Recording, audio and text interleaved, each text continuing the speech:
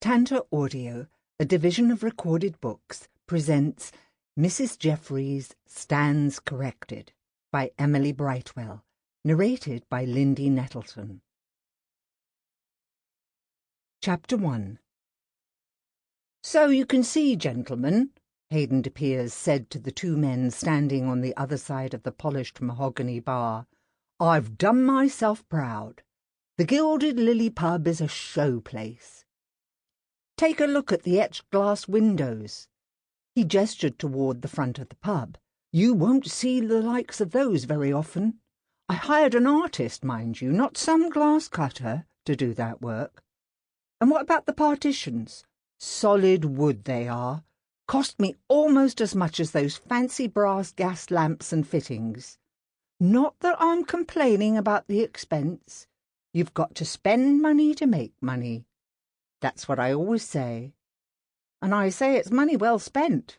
I'll have customers fighting to get in here." Edward McGill glanced at his companion, Luther Pump.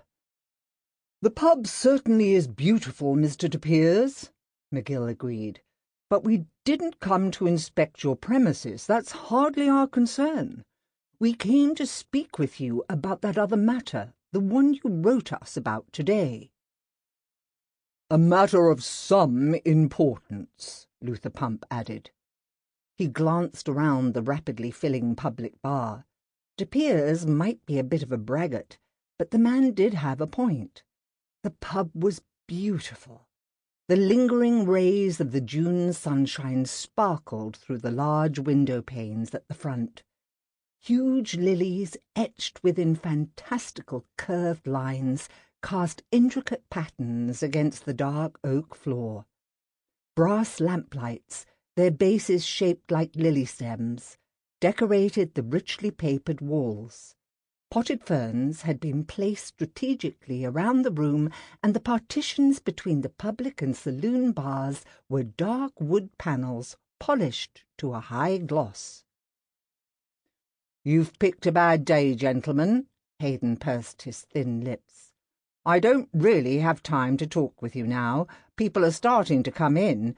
It's my birthday and our opening night. I do wish you'd come around earlier this afternoon. I could have spared a few moments for you then." "A few moments?" Pump raised one dark eyebrow and picked a piece of lint off the cuff of his immaculate black suit. "Mr. de Peers, may I remind you that you wrote to us?"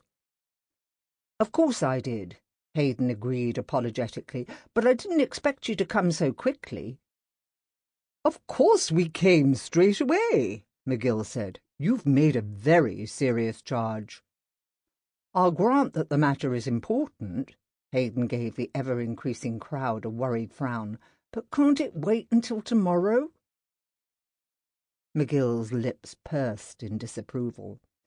"Mr. de Peers, we're very busy." "The bottom tap is stuck, Mr. de Peers," Molly the barmaid yelled from the far end of the bar. "I can't serve beer if this ruddy thing's going to be acting up all evening." Hayden de Peers rolled his eyes. "Just a minute, Molly." Luther Pump sighed and looked at his companion. "It's no use, Edward. We might as well make an appointment for Mr. de Peers to come see us tomorrow. One more day isn't going to hurt." He turned back to the publican. "We'll expect you in our offices first thing tomorrow morning. This is a very serious charge you've made, very serious indeed." "I appreciate your understanding," Hayden said pompously. "Molly," he called, "get these gentlemen some beer. It's on the house." He nodded to the two men and started toward the other end of the bar, determined to get that stubborn tap to work properly. But his attention was caught by the couple coming in the front door. It was his brother, Tom, and his wife, Joanne. Hayden smiled maliciously as he watched them take their first look at the Gilded Lily pub. People always said that Tom de Peers was a younger version of himself. Not that Hayden could see the resemblance. All he saw was a thin little fellow with a long bony face, mousy brown hair, and pale hazel eyes. Joanne, on the other hand, was a handsome woman, black-haired, blue-eyed, and with an hourglass figure that could turn heads, until she opened her mouth. She had the tongue of a shrew, the carriage of a queen, and more clothes than the Princess of Wales. Haydn sneered slightly as he took in her attire. The cow was tarted up like she was visiting the palace. Her dark red silk dress was festooned with lace at the throat and wrists. The double skirt was layered in rosettes, and she even carried a matching muff and parasol. Ye gods, Haydn thought, it would be a cold day in hell before he'd ever let Moira make a spectacle of herself like that. But tonight he didn't have to bother with insulting his sister-in-law's clothes. All he had to do was stand back and watch her turn green with envy. "Come in," Haydn called, waving to the newcomers. "I wondered if you two would come and get a gander at the competition." He'd known good and well that wild horses couldn't have kept his sister-in-law away. "Of course we came, Haydn," Tom de Peers replied. Joanne's lips curled slightly. "A bit too much brass for my taste," she said, turning in a slow circle to take in every detail of the room. "But I suppose there's some that will like it. Nice. It doesn't hold a candle to any of our pubs." Haydn de Peers came out from behind the bar and walked over to them, leaving McGill and Pump to enjoy their drink. "I think there's going to be lots that like it, little brother," he said, totally ignoring his sister-in-law. "And what's more, I think they'll like it enough to leave the two of you wondering where all your trade's gone. You won't have to look far now, will you?" "Mr. de Peers," Mick the barman called. "The other tap's stuck now. Can you come and give us a hand?" "In a minute, Mick, in a minute." "Having trouble, Haydn?" Joanne de Peers asked. She smiled spitefully. "Not a bit of it, just a couple of sticky taps. I'll get them fixed straight away." Haydn nodded toward the two men in suits at the bar. "Place is filling up nicely. Even have a couple of guests from Bestel's Brewery." "Expect they're wanting to see if you're wasting their money or not," Joanne replied shortly. "Come on, Tom, let's get a beer before the crowd gets too thick." She tugged her husband's arm and they wandered to the bar. The Gilded Lily continued to fill up. Within half an hour, Haydn's wife Moira, his other sister-in-law Sarah Hewitt, and numerous other friends and acquaintances had come by. Haydn was kept busy darting from one group to another, refilling glasses and seeing to his guests' comfort. He didn't notice a tall young man with light brown hair and deep-set hazel eyes come in. It was only as he was looking around the room, trying to see if the men from Bestel's were still there, that he saw him. Haydn rushed over to the corner where the man and Sarah Hewitt were standing close together. "What are you doing here, Taggart?" he demanded, glaring at the young man. "This is a public house," Sarah said quickly. She was a lovely young woman of 23 with dark blonde hair, grey eyes and a full, sensual mouth. "He's as much right to be here as anyone." "Let me handle this." Michael Taggart put his hand on Sarah's arm. "I came for my money," he said to De Peers. "You still owe me for the windows and the carving on the bar. I want to be paid." "I'm not giving you a ruddy farthing till I'm good and ready," Haydn snapped. "And I'll thank you to stay away from Sarah." "I can see who I like," Sarah hissed. "Not while you and your brat are living in my house, you can't."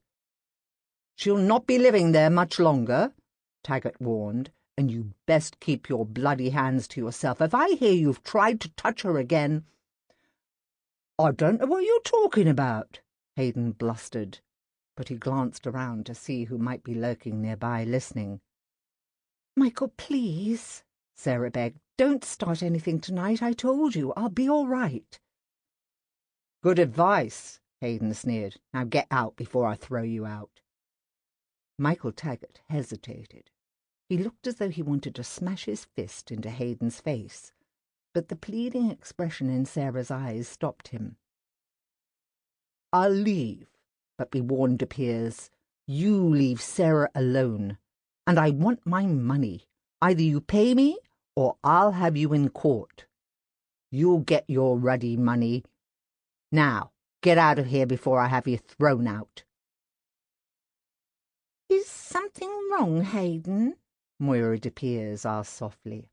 Hayden whirled around at the sound of his wife's voice. "No, dear, everything's just fine."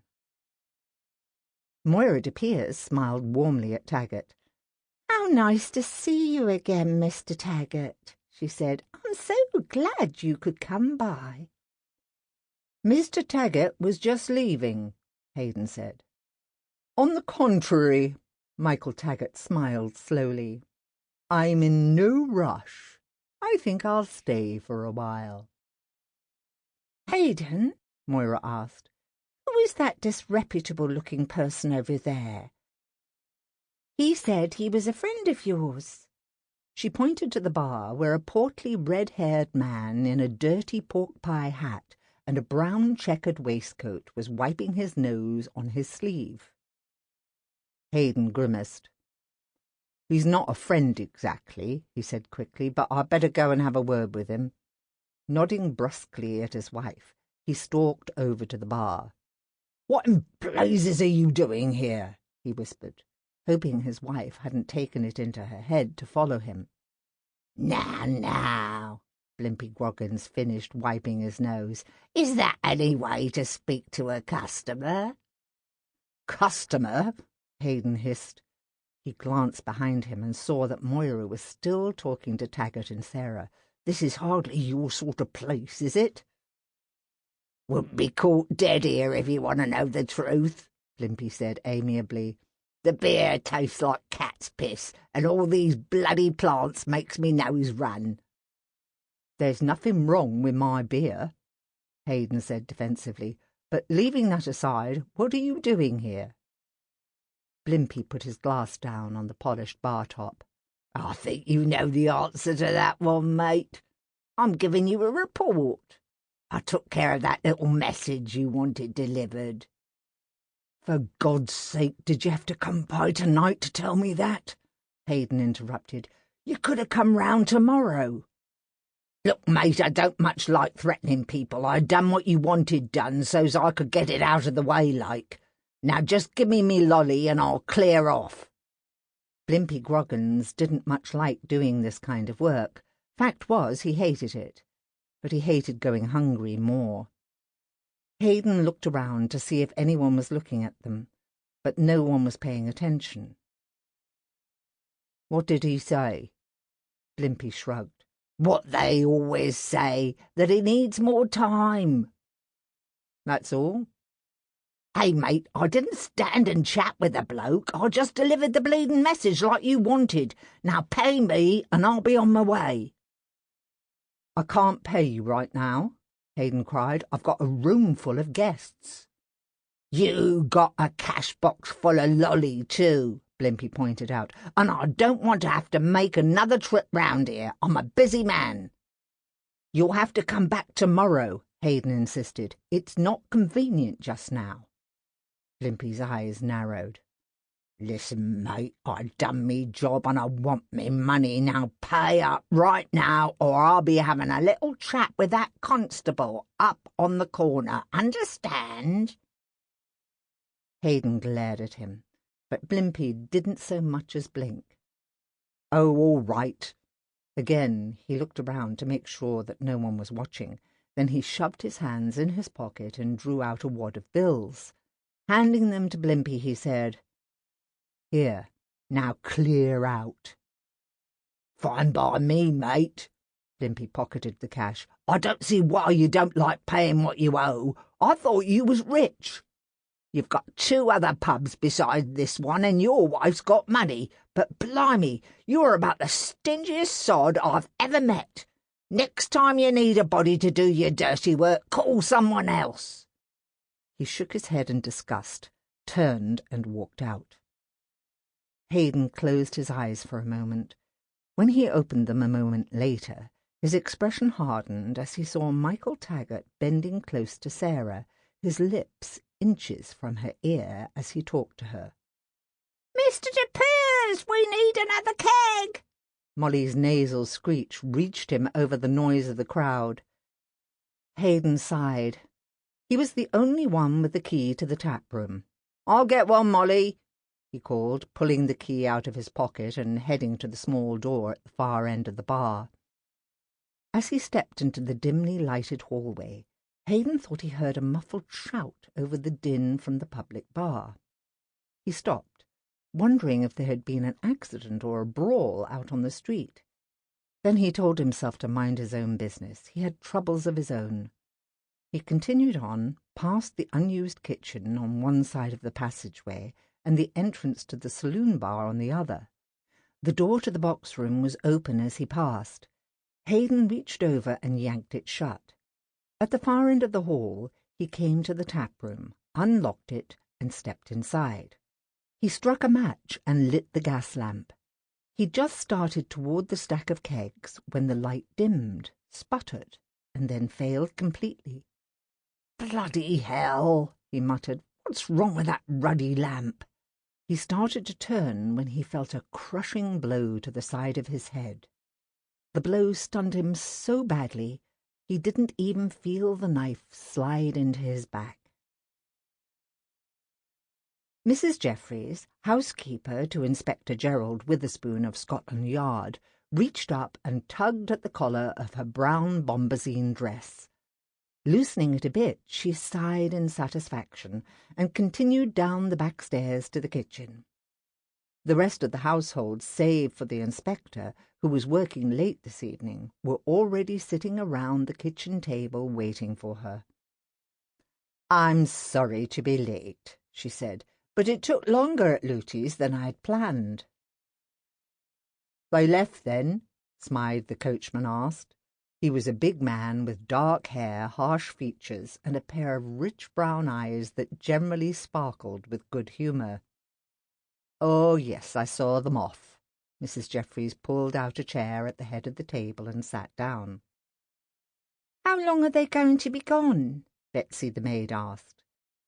She brushed a stray lock of blonde hair off her cheek. She was a pretty young woman of 20, with bright blue eyes, a slender figure, and an inquisitive nature. "I believe Looty and Hatchett were still having words over that very issue when I left," Mrs. Jeffries replied with a smile. The housekeeper was a handsome middle-aged woman in her 50s, with dark auburn hair streaked with grey at the temples, a plump motherly figure, and a pair of smiling brown eyes that masked a keen intelligence. "Typical," Mrs. Goodge the cook snorted. "Them two are the only people I know who be arguing over how long they was going to stay on holiday just as they were boarding the train to go." "Looty is bound and determined to stay for the entire 2 weeks," Mrs. Jeffries explained, "while Hatchett wants to come back after only 1 week." "That's funny," Wiggins, the baby-faced, round-cheeked footman, said. "It's usually Hatchett that likes going to places like Lord Loven's country house. What's got into him?" "He hates Scotland," Mrs. Jeffries replied. "Claims the air makes him dizzy." "Rubbish!" The cook reached for the pitcher of light ale and poured herself a glass. "There must be more to it than that. Hatchett's never been dizzy in his life." "He's probably scared he'll miss a murder if he's gone too long," Smythe suggested. "It's about time for another one. We haven't had us a good one since March." "I don't want another one yet," Wiggins cried. "It's too blooming hot to be dashing about all over London looking for clues and—" "You never want us to have one," Betsy said accusingly, glaring at the young footman. "That's not true," Wiggins said defensively. "I just don't like the idea of some poor person getting murdered just so's we won't be bored, that's all." Smythe wasn't advocating killing anyone. Mrs. Goodge jumped into the argument too. He was merely saying that Hatchett's only reason for not wanting to stay too long at Lord Loven's was because he didn't want to chance missing one. "Really, Wiggins," Mrs. Jeffries said soothingly, "none of us like murders, but the fact is they do happen. Why, none of us came to work for the inspector with any idea we'd end up investigating his cases." She was referring to the fact that Inspector Gerald Withersppon, formerly a clerk in the records room, was now, thanks considerably to their efforts, Scotland Yard's leading investigator of homicides. The fact that no one, including the inspector, could account for his phenomenal success was also their doing. "What's the matter?" Betsy asked. "Don't you like investigating?" "Course I like it," Wiggins frowned. "It's just that I don't want to have one now, that's all. It's too bloomin' hot." "You just don't want anything coming up and taking you away from Maureen," Smythe teased. "Mind you, I don't blame you, lad. She's a fine-looking girl." "Maureen's got nothing to do with it," Wiggins protested, but his round apple cheeks turned bright red and he couldn't quite look the coachman in the eye. Mrs. Jeffries decided that debating murder and talking about their friends, Looty and her butler, Hatchett, were one thing. Teasing poor Wiggins about his romantic endeavours was something else. "Well," she said firmly, "I don't think it's up to any of us when a murder will happen. Generally those decisions are made by someone else." "I think you'd be chomping at the bit for another one," Smythe said, taking a long sip of his ale. "You missed the last one." "He didn't really miss it," Betsy said. "He only had a broken leg." "That's right," Mrs. Goodge put in. "And he did his fair share even then." Mrs. Jeffries beamed approvingly as she saw the footman's blush fade and a pleased grin cross his face. The household was learning. A smile and a few words of praise went a long way to taking the sting out of a bit of teasing.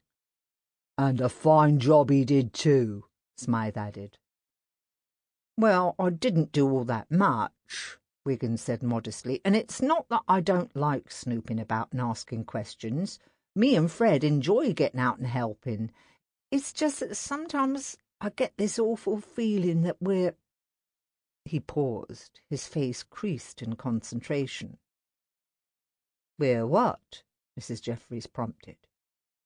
She was genuinely curious now. Wiggins was no fool. Something was bothering him, something important. "I don't know how to put it," the footman shook his head, "but sometimes I almost get the feeling that we're making a murder happen just so we can have an excuse to get out and hunt down the killer." "Don't be daft," Mrs. Goodge scoffed. "That's silly," Betsy cried. "Don't be so stupid, lad," Smythe said. Mrs. Jeffries frowned at them all. "Just a moment now. Don't be too quick to judge Wiggins's words. His concern is important." "But Mrs. Jeffries—" Betsy pushed her plate of cheese, bread and pickled onion to one side and leaned forward. "None of us would ever wish death on someone else. Wiggins is just being fanciful." "But if it's bothering him, Betsy," the housekeeper replied calmly, "then I think it's important we bring it out in the open and discuss it." She turned her attention to the footman. "Do you really think that simply because we've proved ourselves to be quite good at solving murder that we're actually causing them to happen?" Wiggins looked down at the floor and stared at the top of Fred, their mongrel dog's head. "Well, if you put it like that, it does sound silly," he admitted. "And do you think that if we stopped investigating the inspector's cases, that murder would disappear from the City of London?" she continued. "Course not," he said. "It's just that sometimes I get this feeling." "Feeling?" Smythe interjected. "What kind of feeling?" Wiggins shrugged helplessly. "I'm not sure, but sometimes I feel right bad inside. Here we are, sitting around being bored, doing the household chores, and all of us wishing we had a good excuse to get out and about and do a bit of snooping. Then the next thing you know, the inspector's got himself a case, and we're all happy as larks, and some poor person's dead. It don't feel right, that's all." Everyone gazed at him silently. The only sound was the ticking of the clock on the wall and the far-off sound of street traffic coming through the open window of the kitchen. Finally, Mrs. Jeffries said, "Wiggins, I'm sorry you feel that way. Would you rather stay out of the inspector's cases from now on?" "No!" he cried, his eyes widening in alarm. "I didn't mean that. Helping solve murders is important work. We've done a lot of good in this city." He broke off and smiled sheepishly. "Oh, toss me for a game of tin soldiers. I don't know what I'm on about tonight. Just leave it go, will you? Must be the heat that's making me rattle on. We're not such a bad lot, even if we do get bored every now and again and want us another murder."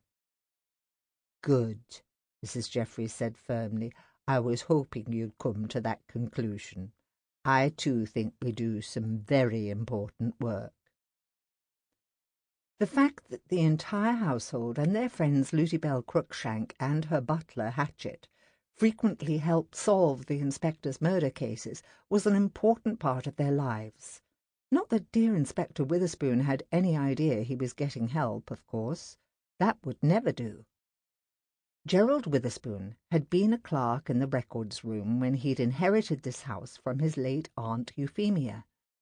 He'd also inherited a modest fortune. Smythe and Wiggins had come with the house. Mrs. Jeffries, Mrs. Goodge, and Betsy were later additions. How fortunate, Mrs. Jeffries thought as she surveyed the faces around the table, that all of them were dedicated to the man and to solving murders. They were really quite good at it. Inspector Gerald Withersppon tried not to look directly at the body sprawled on the floor next to an unopened keg of beer. He didn't much care for corpses, especially the ones that still had knives sticking out of their backs. "Doesn't look like he's been dead long, sir," Constable Barnes said. "The body's still warm." Witherspoon suppressed a shudder. "Mind you, the heat could account for the body temperature," Barnes said casually, getting to his feet and brushing his hands off. His craggy face creased in worry. "How long ago was he found?" "Only moments after the murder occurred," Witherspoon murmured. He hoped that Barnes wasn't waiting for him to examine the body. He wasn't sure if he could. He felt rather faint. Must be the heat, he told himself. "Don't you want to have a look, sir?" Barnes asked, stepping back respectfully. "Oh, no," Witherspoon said quickly. "We'd best wait for the police surgeon. I wouldn't want to destroy any evidence." As there was nothing but a dead man with a knife stuck between his shoulder blades, the constable didn't see how the inspector having a look at the body would destroy anything, but he wasn't one to question his superior's motives. Barnes reached up and pulled off his helmet. He ran his fingers through his thick, iron-grey hair and sighed. "At least this one didn't lay here all night. In this heat he'd have been stinking to high heaven by tomorrow morning." Witherspoon's stomach contracted at Constable Barnes's colourful image. He was rather squeamish about such things, and it was getting dreadfully difficult to hide the fact that dead bodies and blood and awful things like that made him feel light-headed. It wasn't that he wasn't dedicated to his work. He most certainly was. No one could ever accuse Gerald Witherspoon of neglecting his duty. He just wished that he wasn't expected to stare at the corpses. Gracious! It wasn't as if the knife in the fellow's back was going to tell him anything. "Who discovered the body?" "The victim's sister-in-law, Joanne De Peers," Barnes replied, popping his helmet back on his head. Soon as she saw the body, she started screaming to high heaven. Sample complete. Ready to continue?